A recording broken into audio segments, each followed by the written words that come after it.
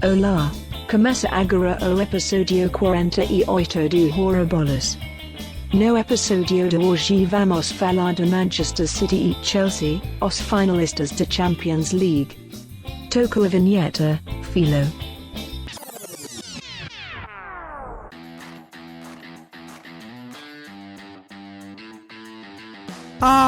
Elementary Maria! Começa agora o episódio 48 do Hora Bolas, a história do mundo levada na esportiva. Eu sou o Fernando Tancredo Tanque. Cheers, mate! Eu sou o Felipe Lopes, o Filó. E eu não vou fazer gracinha nenhuma e pronto. Eu sou Henrique Gonçalves, sem apelido, e não gosto dessa final de Champions. Henrique sempre sem criatividade, né? Ah, tem graça. Mas antes da gente começar aqui, vamos dar aquela passada nas nossas redes sociais. A gente tá como @horabolaspod, hora com H, pod POD, no Instagram e no Twitter.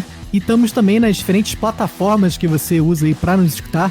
Spotify, Google Podcast, Apple Podcast, Deezer, Cashbox, Amazon Music e no YouTube. Então aproveita para dar aquele subscribe na gente lá também. Mas é isso, né, galera? Hoje, podcast aqui sobre a final inglesa da Champions, mais uma, né? A gente vai chegando aqui perto da nossa marca de 1 ano de podcast, fazendo a nossa segunda edição aqui em homenagem à final da Champions. O nosso episódio 13, lá atrás, em agosto de 2020, já foi sobre a final da Champions de 2020, né? E agora a gente faz esse sobre a final da Champions de 2021. E tá chegando também, né, pessoal, o nosso episódio especial aí de 1 ano. A gente vai fazer um negócio bem legal também, vamos botar aí bastante coisa no nosso Instagram lá. Mas hoje a gente fala sobre essa final da Champions aí que marca bastante essa mudança aí do futebol mundial para os grandes clubes e empresas, né, para os grandes investimentos aí dos sheiks e tudo isso, né? Pelo investimento dos clubes, a gente vê que realmente o investimento acaba compensando. São os pioneiros aí na arrancada da Premier League dos anos 90 para cá, e eles foram dos primeiros a serem comprados e terem esse grande investimento vindo de fora, que atualmente você vê também dar frutos em vários outros times, né, como Tottenham, até times menores como Wolverhampton, Leicester também, com certeza, né, esse aí valeu o título até, um time que saiu lá de baixo. E até times da segunda divisão que subiram recentemente, tipo Leeds, Aston Villa, West Ham, todos eles recebendo muito investimento e, por que não, dando lucro, né? Manchester City e Chelsea fazendo uma final que não chega a ser improvável, mas é uma novidade, né, na Champions League. O Manchester City nunca tinha chegado na final antes. O Chelsea tem 2 finais e 1 título, mas também todas recentes. E, como o Tanque disse, né, mostra bastante essa mudança aí do futebol mundial com esses clubes que tiveram muito investimento aí desde o início da década de 2000 e hoje são gigantes do futebol mundial. E são clubes bem parecidos em sua história. Não eram, assim, grandes clubes ingleses, eram clubes ali médios durante toda a sua trajetória aí no século XX. E com esses novos investimentos, né, viraram gigantes aí do futebol mundial, do futebol europeu. E que realmente são clubes que têm uma história parecida e até nas cores, né? 2 clubes azuis, embora um seja azul escuro, o outro seja azul claro. O azul claro é muito mais bonito, já deixa aqui minha torcida. Essa final que vai ter público, né? E a estimativa, pelo menos até a gravação desse episódio, era de que teríamos aproximadamente 25 mil fãs assistindo o jogo lá ao vivo, e cada um dos times poderá trazer até 4 mil torcedores para o jogo. E falando da final em si, é um jogo que promete bastante, né? A final que acontece agora no sábado, dia 29. Uma final um pouco triste, né? Para nós brasileiros, estávamos torcendo aí pro adulto Ney. Felizmente não conseguiu. Mas o dia do adulto Ney ainda tá chegando. Ano que vem também vai trazer o Hexa para casa. Então tudo bem. Vai que ano que vem é o ano do adulto Ney. Esse ano vai chegar, quem sabe aí 2035... Isso. No showball, quem sabe? Talvez como técnico ele ganhe, né? Treinando o Neymar Neto no quadribol, né? Quem ouviu o nosso penúltimo episódio aí, o 46, vai entender a piada. Quem não ouviu, volta lá e escuta. E começando então pela história do Manchester City, o antigo primo pobre, né, de Manchester, que hoje tá botando o primo rico no chinelo. É o verdadeiro primo rico do momento, né, Henrique? Com certeza, não dá pra negar. Esse aí atualmente é o verdadeiro time de Manchester. Infelizmente, né? Exatamente. Mas o Manchester City, assim como os grandes clubes ingleses, é um clube bem tradicional, né? Foi fundado em 1880, completando aí 141 anos, realmente impressionante. E, na verdade, o Manchester City foi fundado com outro nome A história de fundação é interessante porque Manchester é uma das maiores cidades aí da Inglaterra, do Reino Unido, de maneira geral.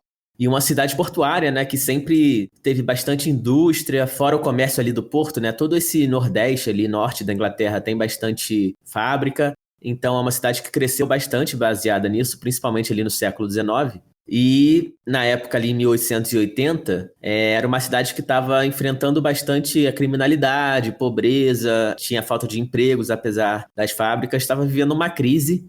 Isso também gerou um aumento das gangues na cidade de Manchester, que na época eram gangues até bem famosas. E em resposta a esse aumento das gangues e da criminalidade e do uso de drogas, os membros da igreja St. Mark, que era uma igreja importante ali da cidade, decidiram fundar um clube de futebol, porque eles estavam ali tentando várias maneiras, né, de ajudar essa comunidade a ter mais atividade, a sair de toda essa criminalidade que estava envolvendo ali os jovens e toda a população. E foi fundado, então, com o nome de St. Mark, que era o nome da igreja, mas também chamavam o clube de West Gorton, que era o bairro onde ficava essa igreja e onde ficavam principalmente os habitantes dessa comunidade que a igreja ajudava. E o legal é que, para montar o time, né, a igreja selecionou aí jogadores homens na época. Apesar de ser uma igreja cristã, eles aceitavam jogadores de todas as religiões. E durante os primeiros anos, assim, o time era bem amador, né? Realmente um time de igreja que estava ali para ajudar a comunidade, combater o desemprego, os crimes e as gangues. E o time foi caindo aí no gosto do público, né, daquela região, mesmo sendo apenas em torneios pequenos, que não eram torneios assim tão importantes ainda naquela época. Depois ocorreu uma mudança aí no time. 7 anos depois, em 1887, o time já estava tendo ambições maiores do que jogar apenas esses jogos contra outros times pequenos. Ele decidiu mudar o campo onde ele jogava, passou para um campo maior, onde tinha espaço para mais torcida. Então ele foi jogar no estádio Hyde Road, que ficava ali em Manchester, só que ficava em outro bairro, no bairro de Ardwick. E ainda em 87, por causa dessa mudança, o time resolveu também mudar o seu próprio nome e passou a se chamar Ardwick Association. E aí depois, no ano de 1891, o Ardwick estava tendo algum sucesso nos campeonatos que ele estava jogando, e ele conseguiu o título da Copa de Manchester pela primeira vez. E esse sucesso acabou sendo muito importante para o time, porque com essa influência que ele conseguiu por causa do título, acabou que a Football Alliance, que era um desses torneios primordiais aí da Inglaterra, que a gente explicou a história também lá no nosso episódio 25, que a gente explica como foi formado o campeonato inglês, ainda aí nessa época do final do século XIX, né, 1880, 90, até chegar na formação da Premier League, que é o campeonato atual. Então, a partir da temporada 1891-1892, o Ardwick FC passou a fazer parte da Football Alliance, que era o segundo principal torneio da Inglaterra na época, e que no ano seguinte, né, em 1892, viria a se fundir com a Football League, que era o principal torneio nacional, para formar o campeonato inglês, que perdurou aí durante anos, 100 anos na verdade, né, até a formação da Premier League em 1992. Com essa fusão das duas ligas, o Ardwick acabou ficando na segunda divisão, e já 2 temporadas depois o time estava passando por problemas financeiros, então em 1894 eles decidiram reestruturar toda a equipe, e foi nessa reestruturação que o time também passou a se chamar o Manchester City, fazendo uma homenagem aí à cidade de Manchester. Depois, em 1899, o time finalmente, depois dessa reestruturação, conseguiu ser promovido à primeira divisão da Inglaterra, e onde ele ficou aí pelos próximos anos, e em 1904 foi realmente o primeiro grande título do Manchester City, quando ele venceu o Bolton por 1-0 na final da Copa da Inglaterra. E a história do Manchester City seguiu aí por mais uns anos, até a gente chegar na década de 30, que realmente o Manchester City já tinha virado aí um grande sucesso, principalmente entre os torcedores de Manchester. E durante a final da Copa da Inglaterra de 1934, o Manchester City bateu o recorde de público do futebol inglês na época, colocando 84.500 fãs no Main Road, que era o estádio ainda que o time jogava. Um recorde de público na época do futebol inglês e que até hoje é um dos maiores públicos aí da história, que mostra, né, o sucesso desse time, principalmente na década de 30, que tinha grande parte da torcida aí da cidade. E foi também, ainda nesse sucesso da década de 30, que o Manchester City ganhou seu primeiro título do campeonato inglês, em 1937, com um time que realmente dominou o campeonato naquela ocasião, só que, incrivelmente, no ano seguinte, em 38, o time conseguiu ser rebaixado só um ano depois de ser campeão, E mesmo nessa campanha que foi rebaixado, o time teve o melhor ataque do campeonato, que é realmente um feito incrível. Deve ter tido a pior defesa por muito aí, né? Porque para ter o melhor ataque e ser rebaixado, só o Manchester City mesmo. Isso aí talvez seja um feito único aí nas grandes ligas do futebol, né? Tem que se esforçar muito. É bem impressionante. E depois desse rebaixamento, realmente o Manchester City caiu bastante. Foram anos, décadas aí de pouco sucesso, porque o time passou aí muitos anos caindo, subindo da primeira divisão para a segunda e voltando no campeonato inglês. Então foram anos assim esquecíveis para o Manchester City. Chegando no início da década de 60, né, o time bateu o seu recorde negativo de público, jogando em casa com apenas 8 mil torcedores em janeiro de 65, mostrando realmente que o time já não tinha mais toda aquela torcida, e a torcida que tinha também não estava nem um pouco esperançosa com o futuro do clube, que realmente estava já há muitos anos por baixo. E aí o clube decidiu fazer outra reestruturação, trouxe novos dirigentes, e aí 2 anos depois, em 67 e 68, o time conseguiu vencer o campeonato inglês pela segunda vez na história, e retomando aí os tempos de glória da década de 30, né? Mas também que não duraram tanto tempo assim. O Manchester City viria a vencer ainda a Copa da Inglaterra em 1969, e aí depois disso realmente foi quando o Manchester City ficou ainda mais tempo do que esse período anterior sem vencer muitos títulos, e naquele sobe e desce da primeira para a segunda divisão. Foram mais de 40 anos aí de tristeza para os torcedores do time azul, que só veio realmente a voltar a disputar títulos já na sua fase moderna, né, com todo o dinheiro investido aí, que a gente vai explicar daqui a pouquinho também. E esse período trágico aí de décadas do Manchester City chegou à terceira divisão da Inglaterra pela única vez na história em 1998. Depois o Manchester City voltou para a segunda divisão em 2001 e voltou para a Premier League em 2002, que desde então, né, o clube conseguiu se manter aí na primeira divisão do futebol inglês. E a compra do Manchester City pelo Sheikh aí de Abu Dhabi, que foi responsável por tornar o time esse gigante que é hoje, viria só em 2008, e o Tanque vai contar daqui a pouco. Para fechar aqui a história do City, vou falar um pouquinho do uniforme, né, que é marcante até de certa forma, um uniforme muito bonito, pelo menos eu acho aí azul claro. E na verdade assim, não tem uma razão específica para terem escolhido essa cor. O que a gente sabe é que desde no mínimo 1892, ainda 2 anos antes de mudar o seu nome para Manchester City, o time já jogava com esse uniforme azul claro. O interessante do City também é que ele não tem um uniforme secundário definido, que é uma coisa que hoje em dia já é mais comum, mas que antigamente não era tanto. O time usou diversas cores aí como seu segundo uniforme. Tradicionalmente usava muito uniforme preto, com toque de vermelho. Também usava o vinho, principalmente na década de 60. E hoje em dia, realmente, o uniforme 2 do Manchester City é uma surpresa, né? Cada temporada vem uma camisa mais feia que a outra, mais colorida que a outra. Mas o uniforme 1, esse sim, se mantém tradicional e lindíssimo, esse azul claro aí do Manchester City. Eu queria defender aqui que eu tenho uma camisa número 2 do City roxa, que essa é bonita, eu gosto. Mas no geral são bem feios mesmo. Vira e mexe eles acertam, né? Mas mais erram do que acertam. De tanto misturar as cores, um dia sai alguma coisa decente. Isso aí, exatamente. Uma hora tem que vir alguma coisa boa, mas a maioria realmente é bem duvidosa. E o interessante dessa escolha pelo preto e vermelho, que é do nosso Mengão? Não é do Mengão. Ela foi usada durante muitos anos e ela foi escolhida, na verdade, por ser as cores do Milan. Um dos dirigentes aí na época, que era o Malcolm Ellison, era um grande fã do Milan, time italiano, e ele achava que usar as cores do Milan inspirariam glória para o Manchester City, e o que não foi muito verdade, né? Porque isso aí era isso aí era na década de 70 e 80, então esse plano foi por água abaixo. O que inspirou glória mesmo foi muito dinheiro e jogador bom, né? O que inspira glória é dinheiro, né? É o jeito mais fácil de inspirar glória aí no time. Você vê que incrível, né? E falando aqui do estádio do Manchester City, o time jogou no famoso estádio de Main Road de 1923 a 2003, que era um estádio bem tradicional da Inglaterra. Mas em 2003 o time acabou mudando para o Etihad Stadium, né, também conhecido como estádio da cidade de Manchester, porque ele foi criado, na verdade, por um plano do governo, que construiu esse estádio em 2002. O Manchester City entrou com um pedido para passar a mandar os seus jogos nesse estádio, né, por ser um estádio maior, mais moderno. E aí, junto com a cidade de Manchester, eles dividiram o custo de ampliação do estádio de 38 mil assentos para 48 mil. E a partir daí, o Manchester City passou a mandar os seus jogos no estádio da cidade de Manchester, que depois passou a se chamar Etihad Stadium, né, por esses direitos aí de nomenclatura da marca. O escudo do Manchester City, atualmente, é um escudo que eu acho bem bonito, e teve uma mudança grande, né? Na verdade, o escudo mais tradicional aí tinha a cor azul, com um barco e uma águia no fundo, com as letras MCFC, né, de Manchester City Futebol Clube, que ficou aí por bastante tempo.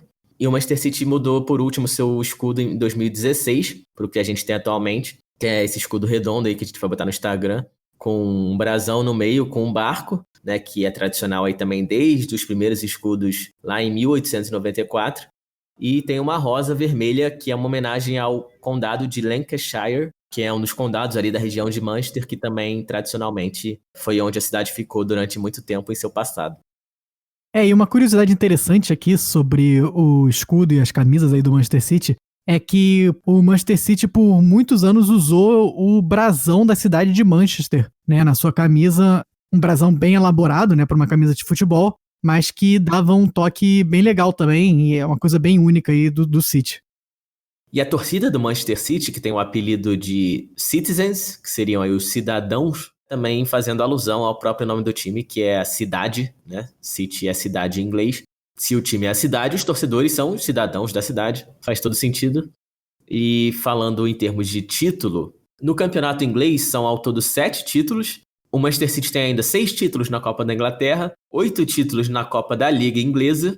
E em termos internacionais, apenas um título, por enquanto, né? Vai disputar agora aí no sábado a final da Champions League contra o Chelsea. Mas até hoje, o único título internacional do Manchester City veio na temporada 1969-1970, quando o time venceu a nossa tão querida Copa dos Campeões de Copa, a nossa querida Cocopa. Passando então para o Chelsea, embora o Chelsea, assim como o City, tenham se tornado grandes potências só dos anos 2000 para cá, a história começou quase 100 anos antes. O Chelsea é um pouco mais novo aí que o Manchester City, ele é de 10 de março de 1905, portanto aí 116 anos atrás, e ele teve um início bem curioso. O Chelsea, na verdade, ele existe quase que por um acaso do destino, porque 2 irmãos que eram empresários aí, homens de negócios da Inglaterra, né?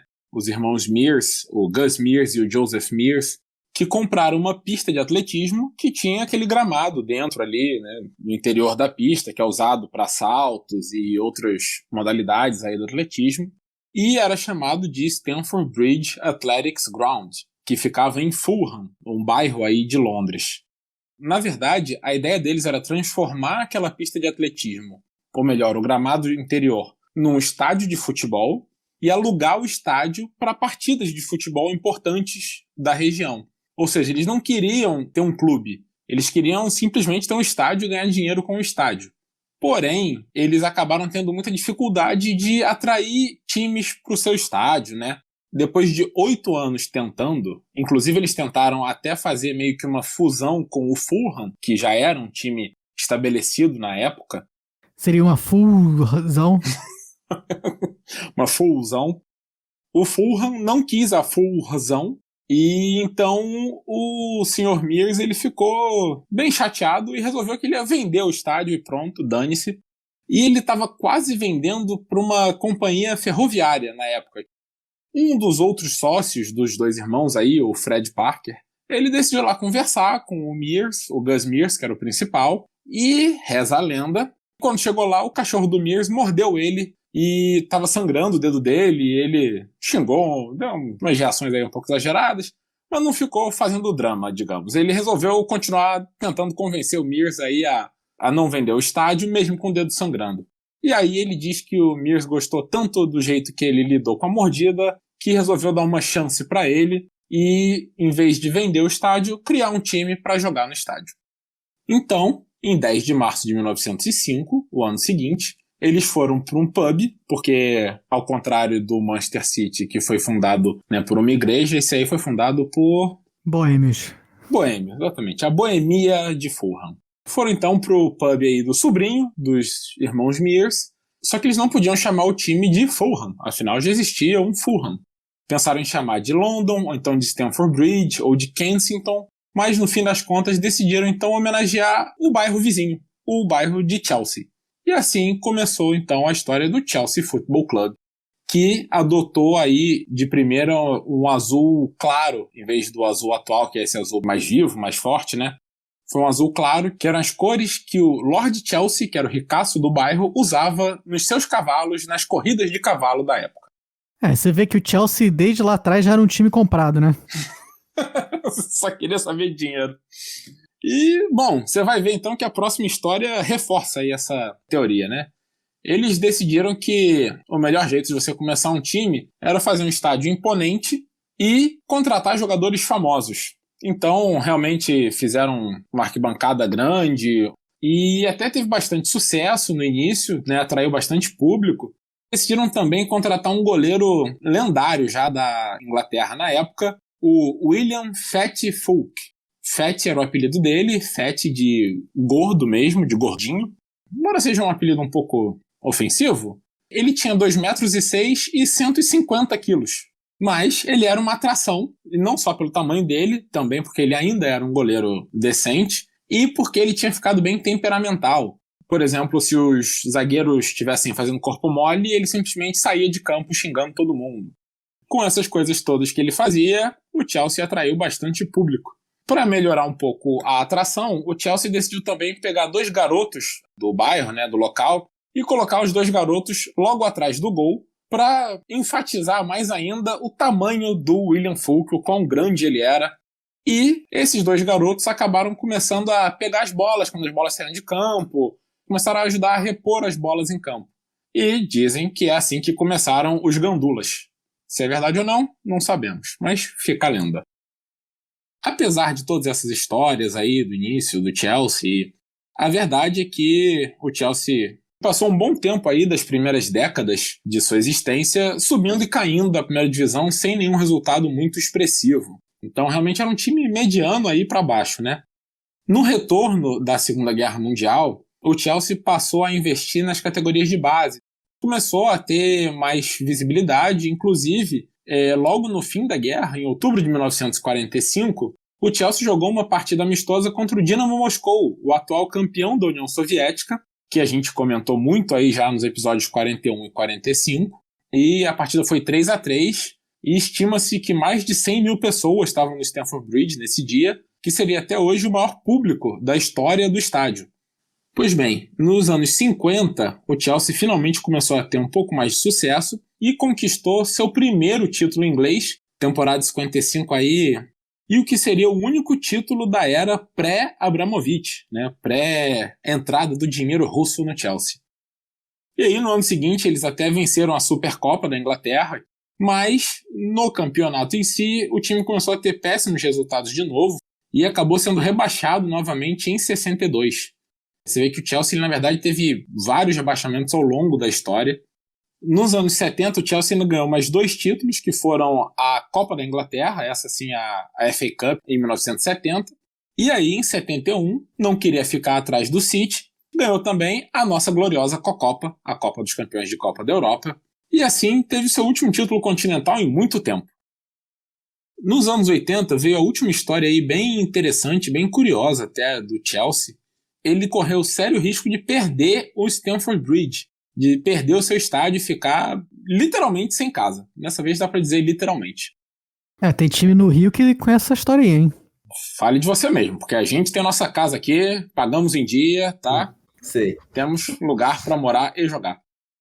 A família Mears, aquela família fundadora do Chelsea, ainda era dona do time, até que basicamente faliu. E aí vendeu a equipe pro Ken Bates, que era aí um outro empresário e executivo de futebol da Inglaterra, por 1 libra. Então vendeu o Chelsea para um e Stamford Bridge, o estádio, para outro. Com isso, o Chelsea deixou de ser dono aí do estádio que jogava, e então o Ken Bates fez um acordo com os novos donos do Stamford Bridge por 7 anos. O problema é que, no fim dos 7 anos, que foi em 89, os donos atuais do Stamford Bridge decidiram que não queriam mais ter o Chelsea lá, queriam vender para qualquer construtora que fosse provavelmente demolir, construir prédios, casas, o que quer que seja. O Ken Bates começou uma guerra aí na justiça mesmo para tentar proibir que Stamford Bridge fosse vendido. Ao mesmo tempo, ele lançou também uma campanha pública chamada Save the Bridge, né, salve o Stamford Bridge, mas salve a ponte, com o objetivo de arrecadar fundos para comprar o estádio. Ao mesmo tempo, os donos de Stamford Bridge tentaram até vender para outros times, chegaram até a propor uma fusão entre o Fulham e o Queen's Park Rangers, e aí o Fulham novamente recusou a fusão. E finalmente, em 92, quando teve uma quebra da Bolsa da Inglaterra, a empresa quebrou junto. O Ken Bates se aproveitou, conseguiu um acordo aí com um banco, juntou o dinheiro da campanha do Save the Bridge e comprou o estádio de volta, mantendo ele com o Chelsea. E o Ken Bates, a gente vai falar mais dele daqui a pouquinho, mas ele foi um dos caras que fez aí talvez um dos melhores negócios na história da humanidade, né? O cara, eu vou falar daqui a pouco o valor que ele vendeu o Chelsea, mas como o Henrique falou aí, ele comprou o Chelsea por 1 libra. Uma mesmo, foi 1 libra. 1-1, número 1. Isso, exatamente. Atualmente isso dá uns R$100, né? Mas continua sendo um bom negócio. Nos anos 90, o Chelsea acabou ganhando alguns títulos importantes, né? Eles venceram a FA Cup, a Copa da Inglaterra, 2 vezes, 97 e 2000, e venceram a Copa, mais uma vez em 98 também, assim como a Supercopa da Europa. E assim, então, terminou a história do Chelsea pré-muita grana entrando. Falando um pouco aqui, então, do logo e das cores do time, o Chelsea, desde 53, tem aí como seu principal símbolo o leão. Ele começou como esse leão em pé, que a gente vê hoje em dia segurando o cajado, mas de 86 até 2005, ele foi também um leão sentado aí no CFC, que é as letras de Chelsea Football Club, que acabou sendo um símbolo também icônico do time, até retornar para esse leão em pé. A origem do leão é o brasão de armas do bairro de Chelsea, que vem, na verdade, do brasão de armas do Visconde de Chelsea, que tinha aí um leão como seu brasão de armas da família. E, além disso, o símbolo do Chelsea também, inicialmente, tinha 3 rosas e 2 bolas de futebol, mas quando o leão em pé voltou, aí em 2005, que inclusive é o ano do centenário do Chelsea, voltou só com 2 rosas e 2 bolas. Acho que uma rosa, pelo visto, morreu aí nesse tempo, murchou. Mas ficou um escudo bem bonito ainda também, eu acho, até hoje. E remete, né, a um escudo tradicional anterior. E já passando para o uniforme, como eu falei lá no início, né, começou com um azul bem clarinho, que era a cor daí dos cavalos de corrida, do Lorde. E essa versão ficou até 1912, quando mudou para o azul real, que era um azul já bem mais parecido com o azul de hoje em dia. E o apelido do Chelsea, então, não podia ser mais óbvio, né? The Blues, os azuis. Quando seu escudo é azul, seu uniforme é azul, suas cores são azuis, dá para entender porque que seu apelido é os azuis. E uma das coisas que, sem dúvida, essa final da Champions aqui de 2021 vai ficar marcada é por essa questão dos mega investimentos aí no futebol, né? Especialmente no futebol inglês.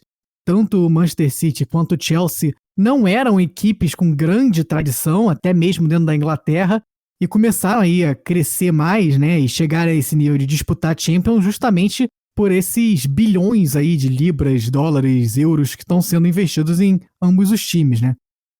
O Chelsea, na verdade, foi talvez aí o primeiro grande time a ser comprado por um bilionário mundial.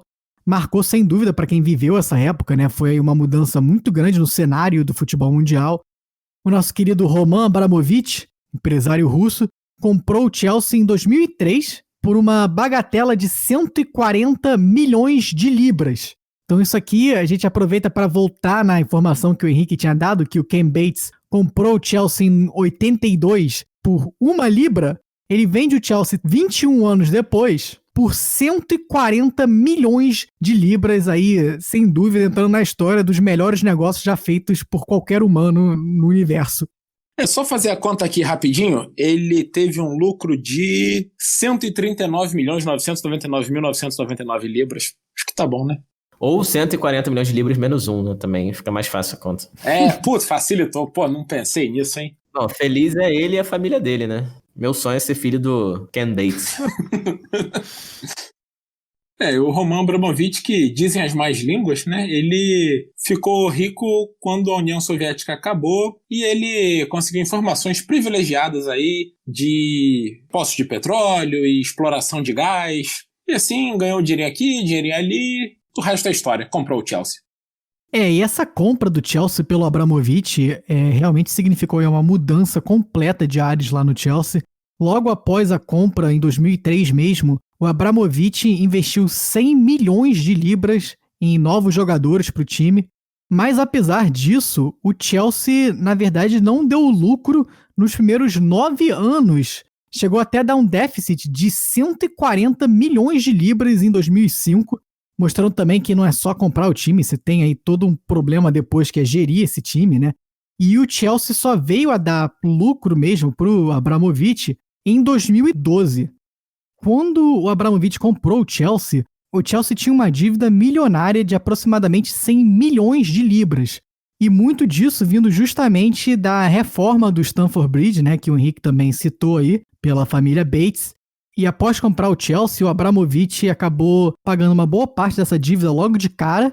E em 2008, né, só 5 anos depois da compra, o Chelsea já estava sem dívida nenhuma, né, já tinha pagado toda a sua dívida. E dentro do campo, diferentemente do que aconteceu com o Manchester City, que a gente vai falar daqui a pouco também, o Chelsea acabou tendo um retorno muito rápido, né? Logo depois da compra, o Chelsea se torna um time muito forte, chega a ganhar o campeonato inglês em 2005 e de novo em 2007, e já em 2008 o Chelsea consegue chegar à final da Champions League pela primeira vez na história, aquele jogo contra o Manchester United, que a gente vai falar daqui a pouquinho também, que o Chelsea acaba perdendo nos pênaltis. E só para dar uns números aqui da dimensão dessa mudança aí do Chelsea, né? Antes da tomada do Abramovich, o Chelsea tinha ganho apenas uma vez o campeonato inglês, em 55, e hoje o Chelsea já tem 6 títulos, né? Só de 2003 para cá foram mais 5, além de 5 títulos da Copa da Inglaterra, 3 títulos da Copa da Liga Inglesa e o título maior vindo aí na temporada 2011-2012, quando o Chelsea ganhou a Champions, né? A Liga dos Campeões da Europa, naquela final também muito marcante contra o Bayern de Munique. E foi sem dúvida a coroação desse modelo de negócios introduzido aí pelo Abramovich no Chelsea, né? E o Chelsea ficou muito marcado também, principalmente aí nos primeiros 10 anos da gestão Abramovich, pelas grandes transferências, né? Comprando jogadores aí por valores absurdos. O Chelsea bateu o recorde da transferência mais cara por um time inglês 2 vezes. A primeira delas em 2006, quando eles compraram o Shevchenko do Milan. E a segunda, a mais gloriosa de todas elas, quando eles compraram o nosso querido Fernando Torres, El Ninho Torres, do Liverpool, por 50 milhões de libras em 2011, que ficou como recorde por 4 anos lá na Inglaterra. Que beleza. Queria agradecer aqui ao Chelsea por essa transferência, né? Até hoje muito proveitosa aí pro Liverpool, porque ganhou muito dinheiro em troca de um jogador que realmente não fez nada no rival. Sensacional. Passando para falar do Manchester City, que sofreu aí um fenômeno bem parecido com o que aconteceu com o Chelsea, até para a gente botar em perspectiva, o Manchester City foi comprado por um grupo de investimento de Abu Dhabi em 2008, foi só 5 anos depois do Chelsea, e do mesmo jeito que aconteceu lá com a Abramovich, logo depois da compra do Manchester City, começou aí um grande fluxo de dinheiro para o time, né, com compra de grandes jogadores, a principal delas sendo o Robinho, que foi contratado do Real Madrid por 32 milhões de libras, um valor aí bem significativo, especialmente para o Manchester City, né? Antes da compra aí do City pelo esse grupo de investimento de Abu Dhabi, o City passava por um momento muito ruim a níveis financeiros aí da sua história. O dono anterior do City teve até os seus bens congelados, né? Por aí problemas políticos lá e tudo isso. E aí esse grupo de Abu Dhabi entra e compra o City por aproximadamente 200 milhões de libras. E só para comparar aqui com o Chelsea, né, foram 60 milhões a mais, mas também 5 anos depois, né? E aí depois disso, no ano seguinte, já em 2009, vieram contratações aí de jogadores que ficaram marcados na história do Manchester City, como Kolo Touré, o Adebayor, Carlos Tevez, o Lescott, Roque Santa Cruz, entre outros, que vieram aí para realmente mudar a cara do time. Mas o City, na verdade, demorou muito mais tempo para engrenar, né? Até se a gente puxar pela memória, a gente vai lembrar que o City, no começo aí, não deu muito certo. Até a gente chegar na temporada 2011-2012, que foi aquela temporada lendária aí pro torcedor do Manchester City, que foi quando o City encerrou a seca, saiu da fila, voltou a vencer aí o campeonato inglês de forma dramática. O City, que agora já contava com o Agüero, né, que é um dos principais nomes aí da história do Manchester City hoje, chegou na última rodada empatado no número de pontos com o Manchester United, o rival da cidade, e ele só precisava ganhar o seu jogo. Mas estava perdendo para o Queen's Park Rangers, né, que é um time aí que geralmente nem na primeira divisão tá, até os acréscimos do segundo tempo, quando o time conseguiu uma virada histórica, né, com aquele gol do Agüero já aos 48 ou 49 do segundo tempo, e com isso acabou sendo campeão da Premier League em 2011 e 2012, o primeiro título, como o Filó falou muito bem aí, do time desde a temporada 68, né, encerrando aí uma fila muito longa do torcedor do City, e foi ainda mais saboroso que tirou o título do Manchester United, né? Eu lembro muito bem desse jogo, foi realmente muito emocionante. Eu que sou torcedor do Liverpool, mas até eu fiquei emocionado com esse título do City. E um gol muito legal também do Agüero, um chute forte dentro da área que ficou marcado aí na história do campeonato inglês. Eu também nem sou torcedor do City e lembro muito desse jogo. Não dá pra falar o que eu fiquei, né? Pra caramba. E aí o City realmente começou a se tornar um time mais dominante aí na Inglaterra e até a nível internacional com a chegada do Pep Guardiola, um dos principais treinadores do mundo hoje em dia, né? Vindo do Barcelona, depois do Bayern de Munique e depois se transferiu para o Manchester City. E o City que chegou até a bater a marca de 100 pontos no campeonato inglês, o que é incrível também. E para falar dos títulos aqui, né, de novo mostrando aí essa mudança do time depois da chegada do dinheiro, o City, desde a compra aí pelo grupo de investimentos lá de Abu Dhabi, ganhou 5 dos 7 títulos que tem hoje do campeonato inglês, ganhou mais 2 Copas da Inglaterra, mais 6 Copas da Liga Inglesa, e vai ter a chance agora de ganhar o seu maior título na história do time, que seria a Champions League, que é um título aí que o time está perseguindo há um tempo, batendo na trave aí nas últimas edições, mas agora tem a chance de pelo menos igualar o Chelsea nesse quesito, né, que é o número de Champions League. É o que falta, né, para o City realmente ultrapassar o Chelsea aí como um dos maiores clubes da Inglaterra. Uma polêmica no fim. Só que a gente sabe aí quem que nunca vai ser ultrapassado, né? O grande campeão da história da Premier League. Então... Liverpool, isso, corretíssimo. Ai. E uma outra coisa interessante do City é que depois da aquisição do Manchester City, foi criado o City Football Group, um grupo de investimentos que comprou diferentes times no mundo todo e fica debaixo desse grande guarda-chuva aí do City Football Group, né? A gente tem, além do Manchester City, a gente tem o New York City da MLS, a gente tem o Melbourne City na Austrália, tem até times aqui na América do Sul, né? O Montevideo City Torque, e um dos últimos a ser comprado foi o Bolívar, time tradicional aí da Bolívia e que a partir de 2021 faz parte também desse City Football Group, que recebe os seus milhões lá dos Emirados Árabes. E acho que temos uma nova grande potência na Bolívia aí, já no Hora Bolas também. Hoje, Manchester City e Chelsea são 2 dos times mais valiosos do mundo todo. O City aparece no ranking já de 2021 na 6ª posição e o Chelsea na 7ª posição. O City que está estimado em 4 bilhões de dólares em 2021 e o Chelsea estimado em 3,2 bilhões de dólares, também mostrando aí, né, o valor absurdo desses times. E de novo, como eu falei do Chelsea, ambos os times completamente livres de dívidas. Reportaram aí $0 em dívidas em 2021, outra grande vantagem desse sistema aí que se acaba se livrando das dívidas, o que não é o caso do nosso querido Manchester United, né? Tá aí na draga. Nem tão querido assim, nem tão rico assim também. Então acaba que a gente falou tanto aí do Ken Bates, né, que comprou por 1 libra, vendeu por 140 milhões. O Abramovich, se vendesse hoje o Chelsea por 3,2 bilhões, né, se sairia melhor do que o Ken Bates até. Jogos clássicos. No episódio de Jogos Clássicos dessa semana, fazendo aqui seu retorno ao nosso podcast, a gente fala das finais inglesas da Liga dos Campeões da Europa. Essa final agora entre City e Chelsea vai ser a 3ª final entre times da Inglaterra. A gente aproveita para lembrar esses 2 outros jogos que, sem dúvida, foram marcantes lá para a Terra da Rainha. E também para mim e para o Filó, cada um para um deles. Justamente. A primeira delas aconteceu em 2008 em Moscou, no estádio Luzhniki, quando Manchester United e Chelsea se enfrentaram na final, e eu vou deixar essa pro Henrique. Foi um jogo espetacular, né? Uma final maravilhosa, indescritível. Mas, na verdade, o jogo em si foi um jogo até normal, 1-1 aí. Não teve tantas emoções assim. Os 2 gols do primeiro tempo, o Cristiano Ronaldo pelo Manchester United e o Frank Lampard pelo Chelsea, até que foi para os pênaltis. E aí, na terceira cobrança do Manchester, Cristiano Ronaldo perdeu o seu. E com isso, o Chelsea foi para a última cobrança aí, 4-4, mas tinha o último pênalti, nos pés do John Terry, o capitão, o grande ídolo aí do Chelsea.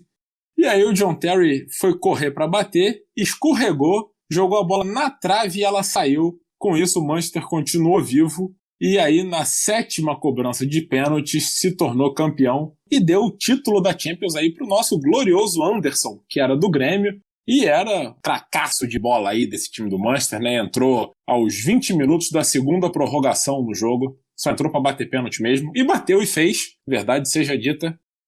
Quem errou aí o último pênalti pelo Chelsea foi o Anelka, né? Que também tem conexão aí com o Brasil. Foi talvez a maior quase contratação da história do Atlético Mineiro. E quiçá do futebol brasileiro, né? Grande momento aí do Galo. Não, essa final realmente foi muito marcante, eu lembro perfeitamente desse jogo também. Deu bastante pena, assim, do Terry, porque dá pra ver que se ele não escorregasse, ele faria aquele gol. Tava chovendo, né, então tem tudo isso também, mas realmente aí um lance que ficou marcado na história da Champions League. Mas o Terry conseguiria aí o seu título finalmente, merecido, né, pra ele, pelo menos 4 anos depois, como o Tanque disse, vencendo o Bayern de Munique aí na final, na casa do Bayern de Munique, que foi uma final histórica também. E deixando depois a desejar bastante aí na final do Mundial, perdendo o título pro Corinthians de Emerson Sheik, para completar o ciclo aí do Sheik, que comprou o Manchester City e depois derrotou o Chelsea. E a outra final aí entre clubes ingleses da Champions League aconteceu agora recentemente em 2019, no Estádio Metropolitano de Madrid, casa do Atlético de Madrid, né? Foi entre Tottenham e Liverpool, né? Então, já que eu dei a primeira pro Henrique, essa aqui com o título do Liverpool eu vou dar pro Filó. Opa, tá dando pra todo mundo aí. Ai, meu Deus. Pois é, essa final que tá bem gravada aí nas nossas memórias, né? Bem recente, em que o Liverpool abriu o placar aí aos 2 minutos com o Salah, grande craque egípcio, e foi também o segundo gol mais rápido na história da final da Champions League. E foi um jogo mais tranquilo, o Tottenham tentou ainda uma pressão, mas o Liverpool fez o 2-0 com o Origi já aos 41 do segundo tempo, se tornando campeão aí, né, para a felicidade da imensa torcida do Liverpool no mundo inteiro. E era um time marcante também, porque tinha 3 brasileiros, né, o Alisson no gol, o Fabinho no meio campo e o grande Firmino no ataque, né, o dente mais branco do mundo. E esse título foi muito importante para o Liverpool também, claro, como qualquer título da Champions League, mas título que coloca o Liverpool como o 3º maior campeão da Champions League, ao lado do Bayern de Munique com 6 títulos, perdendo apenas para o Real Madrid e para o Milan, e se tornando assim o maior campeão inglês do torneio, né, com o dobro de títulos do segundo colocado, o nosso querido Manchester United, que realmente fica muito atrás. Mas falando dessa final de 2019, esse time do Liverpool foi a base também do time que viria a ser campeão inglês em 2020, né? Encerrando aí a seca do Liverpool. Primeiro título desde que o campeonato inglês se tornou a Premier League. Com certeza liderado aí pelo grandíssimo Jürgen Klopp, o mestre dos mestres, muito maior que Guardiola. E se essas últimas 2 finais aí entre times ingleses da Champions são alguma indicação do que vem agora no dia 29 de maio, não sei se é coisa boa não, porque esses 2 jogos foram bem ok's, né? Um jogo bem morno pro final de Champions League. Mas vamos aqui, fica a nossa torcida para que esse Chelsea City seja um jogo tão bom quanto o dinheiro investido aí em ambos os times, né? Nossa, se for assim, vai ser a melhor final de Champions da história. Com isso, então, a gente aproveita para fechar aqui o nosso episódio 48, agradecendo você de novo aí por nos escutarem e aproveitar para pedir para vocês nos seguirem também lá nas redes sociais. A gente tá como @orabolaspod no Instagram e no Twitter. E como eu falei no começo aí, tem muito conteúdo legal que a gente vai botando aí durante a semana. Beleza, galera? Eu agradeço aqui ao Filó e ao Henrique, obrigado. Valeu, pessoal. Até semana que vem. E queria deixar um último recado aqui sobre essa final, que vai colocar frente a frente aí, além dos times, grandes astros da música do Reino Unido, né? A gente tem os irmãos Gallagher aí do Oasis, que são torcedores fanáticos do Manchester City, contra o Damon Albarn, né, que é torcedor do Chelsea e vocalista aí das bandas Blur e Gorillaz, que também eu gosto bastante. Então fica aí o confronto de músicos ingleses também na final da Champions League. Blur e Oasis, que era aí uma das maiores brigas de banda da década de 90, né? Era um negócio louco lá. Exatamente, uma rivalidade muito, muito maior do que a rivalidade entre Manchester City e Chelsea, que não são rivais locais, são apenas rivais novos ricos. E deixar aqui um último abraço também para Estela, que me deu a sugestão dessa pauta incrível dos músicos ingleses e a rivalidade futebolística. Em breve, no Hora Bolas, Batalha dos Músicos. Uma boa sugestão de tema aí para um episódio futuro.